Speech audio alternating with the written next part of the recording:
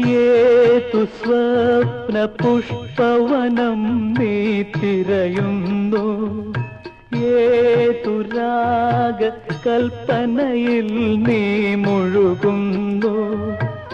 വിണ്ണിലെ സുധാകരനോ വിരഹിയായ കാമുകനോ ഇന്നു നിന്റെ ചിന്തകളെ ആരുണർത്തുന്നു സഖി, ആരുണർത്തുന്നു.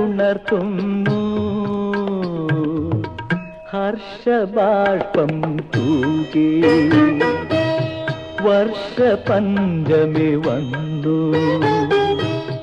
ഇന്ദുമുഖി ഇന്നു രാവിൽ എന്തു ചെയ്വൂ നീ,